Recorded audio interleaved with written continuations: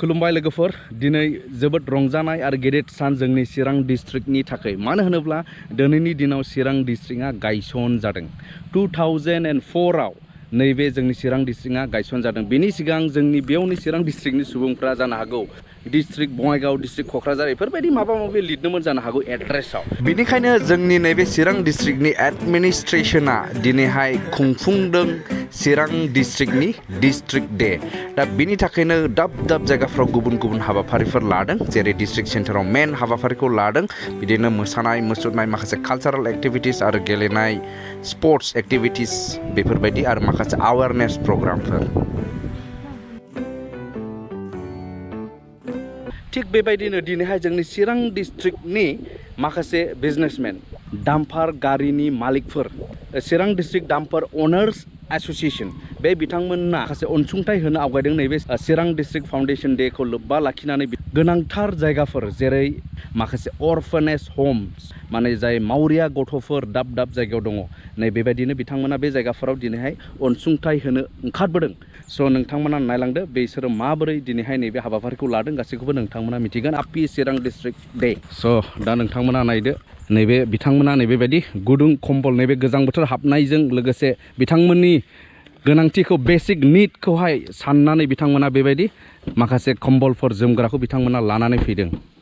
दा आङो एसे उनाव सिनायथि होजोबगोन बिथांमोना सोर बबेनि मा मावो नोंथांमोना गासैबो मिथिजोबगोन दा नैबे लकेसनानो जाहैबाय निसिमा अर्फेनेज होम ससाइटि CCI होनना बुंदों माने चाइल्ड केयार इन्स्टिट्यूशन बेनो हेड अफिस नै खयला मैला चिरां बेयो रेजिस्टार्ड जादों नै 2008 आव बेनिफ्राय बे इस्टाब्लिश जादों 2007 आव अब्ला जोङो सिङाव हाबलांदिनि ओमफ्राय नायदिनि दिनैनि नैबे बिथांमोननि हाबाफारि बेयाव दङनो गासै 20 जन मावरिया गथ'फोर दाब दाब जायगानिफ्राय अल इन्डियानिफ्राय होनब्लाबो जायो दे माने आं मिथिनाय बादिब्ला माने माबा बिहार तिहारनि गोमानाय गथ'फोर बिसोरबो बेयाव दंफैनाय दा नायदो नै वाव बेसे मोजां गथ'फोर नै बिसोर नै गथ'फोर नायदो अन्थाव बाथावनो नायदो नै बयखौबो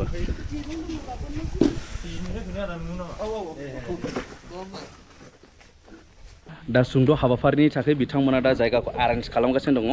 मिसिं चिल्ड्रेन फ्रम बिहार दा बिसिनि एड्रेसखौ जों ट्रेस आउट खालामनो हायाखै बेहाय थाफैनानै बैयो 3 मास जाबाय ओमफ्राय बियो माबा 1.5 मास जाबाय दा दाबो बिसिनि एड्रेसखौ ट्रेस आउट खालामनो हायाखै दाबो हरफिननो हायाखै आरो नोंसोर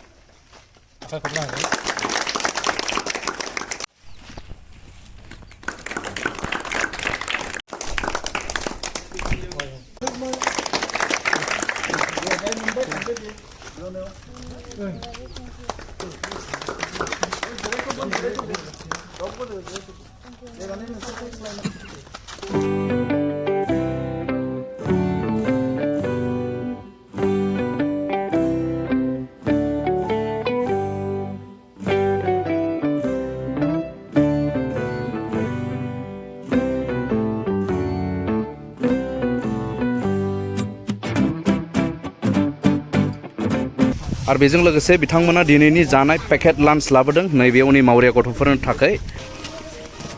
जाग्राया नैबेनो बारा गिदिर खालामनाय जायाखै बे गथ'फोरनो बयनोबो रानना होगोन आरो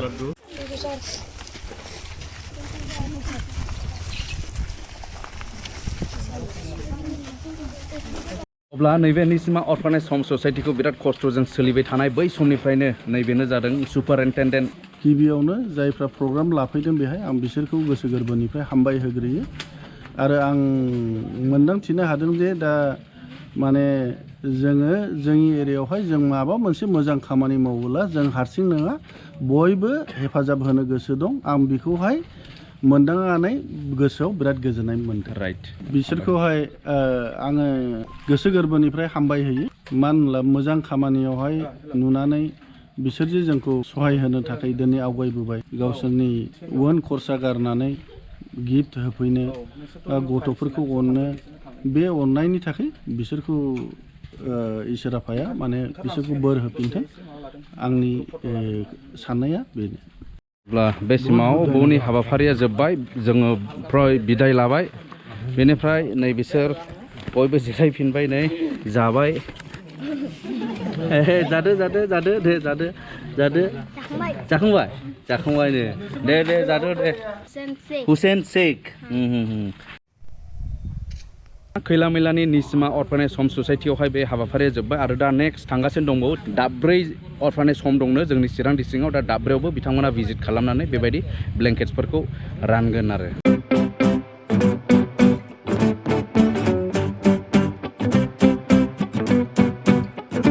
दा जोङो हाबदों नैबेजों सिं मोनसे चिरां डिस्ट्रिक्टनिनो बियो बरसला एरियानि आस्रावबारि होननाय जायगानि मोनसे अर्फानेज हम आरो बेबो मावरिया गथ'फोरनि न' नै बेनो नै नमस्कार नैबेयाव नायोब्ला नुगोन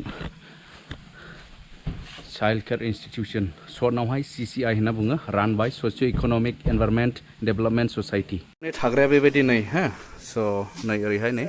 बेयावबो बिदि दं होननानै मिथियामोन नैबे जाहैबाय जोंनि चिरां डिस्ट्रिक्टआवनो बेबो हास्रावबारि होनना बुङो बरथला खाथिनि नैबे जायगायावनिया जाहैबाय हिन्जावफोर गोजानो माने अनलि गार्लस ओमफ्राय बेवहाय टटेल मेम्बार्स 7 जन दङनो 7 जन बेनिफ्राय साब्रैया बर्थमान डिस्ट्रिक्ट सेन्टारावहाय प्रग्रामनि थाखाय थांदोंनो बेवहाय दा बर्थमान 3ल' दङ आरो नै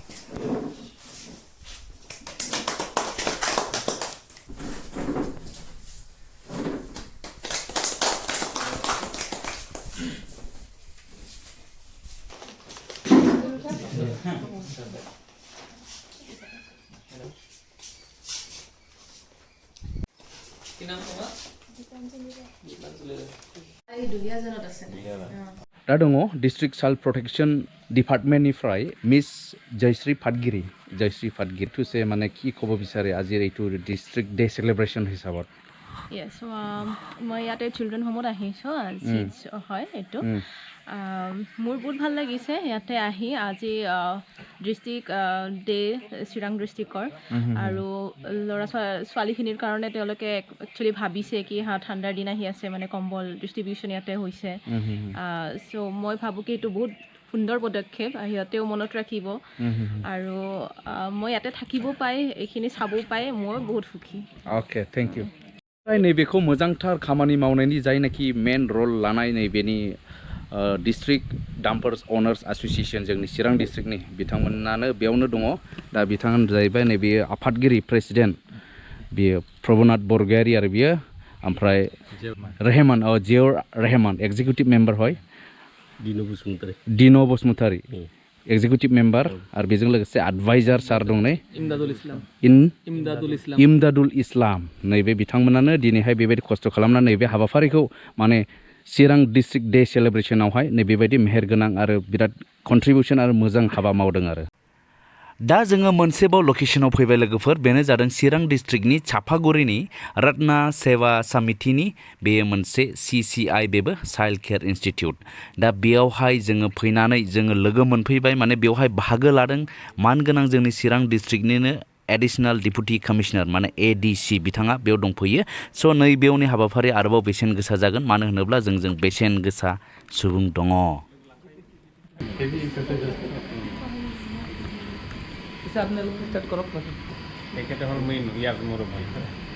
इनचार्ज बे सारा ने राइट ADC सार नै ओमफ्राय नैबे मेडाममोना सेल्फ प्रटेक्शननिफ्राय फैदों नै जोंनि चिरां डिस्ट्रिक्टनि दिनै नैबे प्रग्रामाव हाबाफारियाव बाहागो लादों आरो हरै मेडाम सासे दङ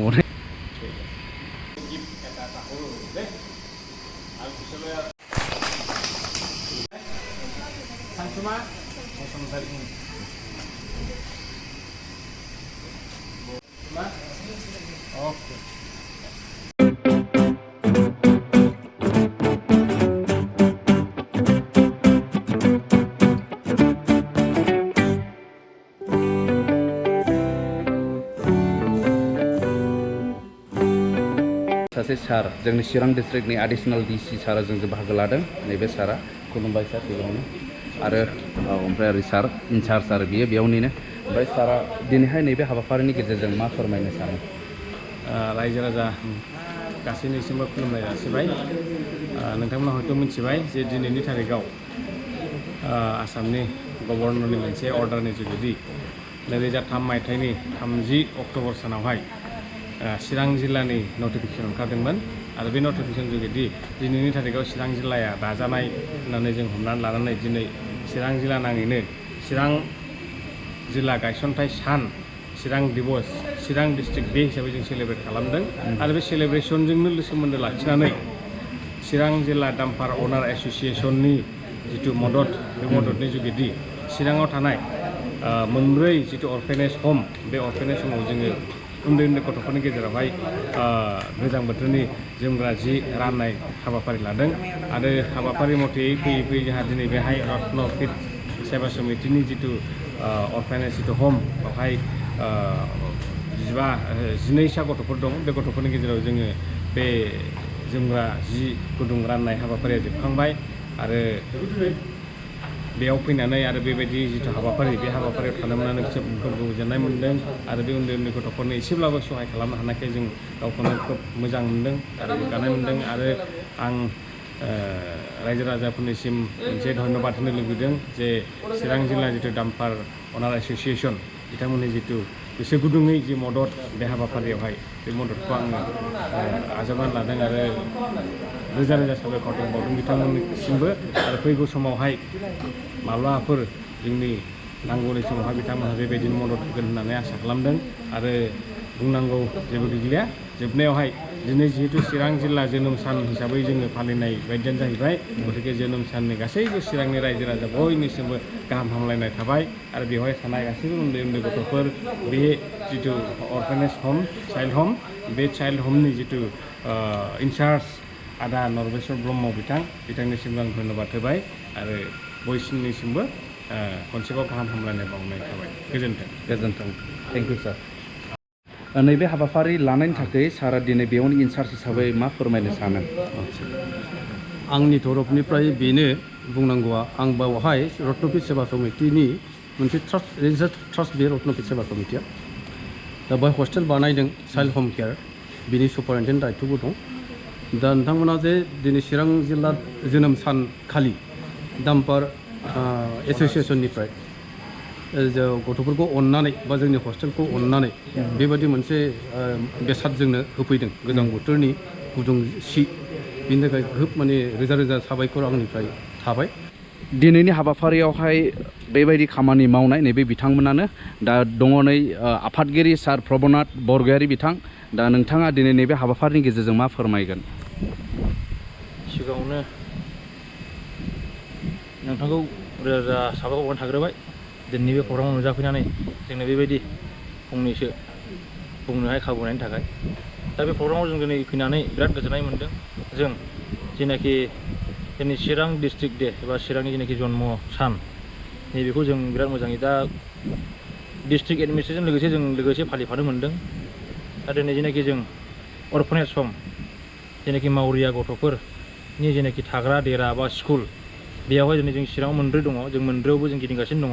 जों दासिम नैबेयाव जों मोनथामाव सफैबाय जों मोनसे थांबावगोन जेनाखि दांथला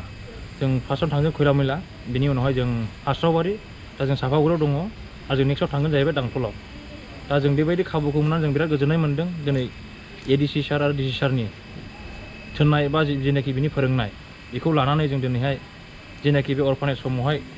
थानाय गथ'फोर बिसोरनो जों बे गोजां बोथोरनि जेनाखि गुदुं जोमग्रा कम्बल जों बेखौ गांफा गांफा जोंनि चिरां डाम्पार अनार एस'सिएशननि जानानै जों जयै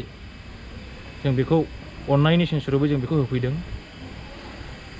दा बेबायदि जोंनि गथ'फोरनो जों बिदि होफैनो जेनाखि जोंनो खाबु होबाय बेनि थाखायबो आं दायो एडिसि सार आरो डिसि सारखौ बिराद साबायखर बावनो गोसो जादों जे बिसोरनि